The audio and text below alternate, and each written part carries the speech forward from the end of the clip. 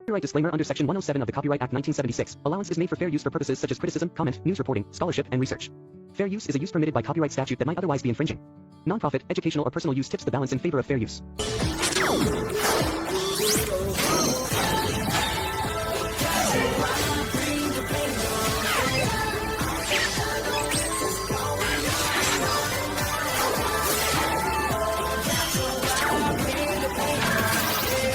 Last episode में हमने देखा था जियांग वूजी से बोलता है तुम क्या बोलना चाहते हो, कि तुम दोनों बेड पे बस रोल कर रहे थे, और बोलता है क्या तुम उसकी आवाज़ सुनकर एक्साइटेड फील करते हो।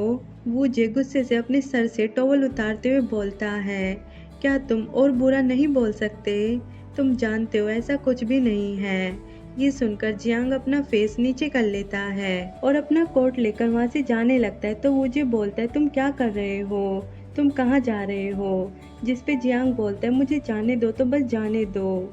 और वो गुस्से से वूजी से बोलता है मैं तुम्हें अपनी लाइफ में दोबारा नहीं देखना चाहता, समझे तुम, मुझे मत रोको। जिस पे वूजी बोलते शांत हो जाओ, मेरी बात तो सुनो।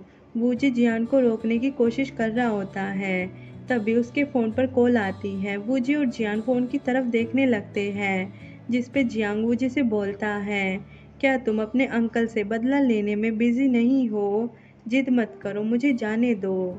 और वो वूजी से अपना हाथ छुड़ाकर वहाँ से चला जाता है। वूजी जियांग को बस रोकता ही रह जाता है। फिर वो फ़ोन उठाता है तो दूसरी साइड से आवाज़ आती है मैं लुडवो को कब से कॉल कर रहा हूँ, वो अर्थ पे कहीं भी नहीं मिल रहे थे, मुझे खुशी है उन्होंने मेरी कॉल तो पिक की। जिस पे वूजी बोलता है मैं ऑलरेडी लेट हो चुका हूँ, मैं फ़्लाइट नहीं पकड़ सकता। फिर सीन शिफ्ट होता है और हमें जीनी सिटी दिखाई जाती है, जहाँ वूजी और उसके साथ एक पर्सन और होता है, जो बोलता है बॉस हमने सारे सामान और लोगों को किडनैप कर लिया है जिन्हें आप चाहते थे। 48 घंटे से ज़्यादा हो गया है उन्हें पकड़े हुए। फिर हमें उस पर्सन के बारे में बताया जाता है जिसका नाम चेंगवा होता है और वो असिस्टेंट मैनेजमेंट कंपनी का मालिक होता है। चेंगवा बोलता है हमें कोई भी नहीं पकड़ पाएगा, अगर किसी ने रिपोर्ट भी करी तो भी हम पकड़े नहीं जाएंगे।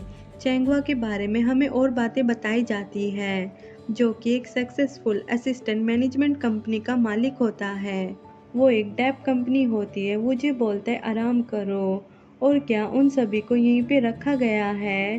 फिर हमें दिखाया जाता है एक पर्सन को रस्सी से बांधकर कुर्सी पे बिठाया हुआ है। वो पर्सन बोलता है मुझे जाने दो, मैं तुम्हारे सारे पैसे दे दूंगा। जिस पे मुझे उस पर्सन से बोलता है सच में तुमने बहुत सारी फिल्में देखी हैं, इसलिए मैंने तुम्हें हिरासत में लेने दिया और लोगों को किडनैप भी। चेंगवा वूजी से बोलता है बॉस क्या आप इससे डेव वसूल नहीं करना चाहते। जिस पे वूजी उसकी तरफ देखकर बोलता है मुझे कौन सा डेप लेना चाहिए मैं नहीं जानता। चेंगवा बोलता है नहीं जानते क्या, पैसे का कोई मतलब नहीं है, सॉरी सर। वूजे उस पर्सन से बोलता है जो मिंग बायोलॉजिकल साइंस जैनी यूनिवर्सिटी को मैनेजमेंट झांगतांग ग्रुप साल में 78 लाख रुपए का प्रॉफिट कराती है। वो पर्सन ये बात सुन के वूजे की तरफ देखता है तो वूजे बोलता है इन सारी डिटेल की जहाँ तक बात है तो झांगतांग ने सालों से गुप्त रूप से कच्चा माल और दवाइयाँ विकसित की है, वो सभी यहाँ है और वो आईपीओ के प्रभाव की ओर इशारा कर रहे हैं। अगर तुम इस बारे में नहीं जानते तो सारे एविडेंस तुम्हारी तरफ पॉइंट क्यों कर रहे हैं। मुझे बोलता है चीन और थाईलैंड का सालों का हार्ड वर्क वेस्ट हो जाएगा। ये सुनकर वो पर्सन बहुत ज़्यादा डर जाता है और बोलता है ये सब कुछ तुम्हें कैसे पता और तुम मुझसे क्या चाहते हो। जिस पे वूजी स्माइल करके अपना फ़ोन दिखाते हुए बोलता है ये आसान है, मैं कुछ नहीं चाहता, बस मैं और तुम एक सेल्फी लेंगे और इसके बाद तुम यहाँ से जा सकते हो।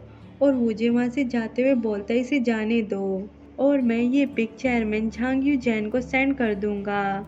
और वो उस पर्सन से बोलता है उससे बोलना अगर वो इस सारे सामान को वापस लेना चाहता है तो मुझसे कांटेक्ट करे, मैं उससे मिलने का इंतज़ार करूँगा। फिर सीन शिफ्ट होता है और हमें एयरपोर्ट दिखाया जाता है। वूजे एयरपोर्ट पे बैठकर जियांग को कॉल करता है बट उसकी कॉल नहीं लग रही होती, तो वो अपने मन में सोचता है शायद जियांग मुझसे फिर से गुस्सा है। वूजे को जियांग का वो सैड फेस नज़र आता है जो बोल रहा होता है मुझे दोबारा मिलने की कोशिश मत करना।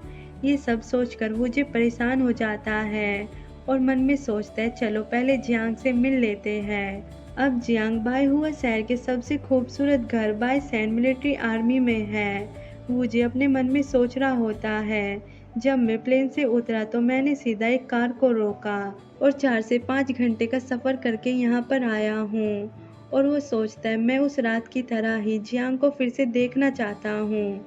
वो सब कुछ सोच कर वूजे ब्लश कर रहा होता है। आगे स्टोरी में क्या होगा, क्या जियांग वूजे को माफ़ कर देगा या नहीं? आगे स्टोरी जानने के लिए चैनल को सब्सक्राइब करें and thank you for watching this video.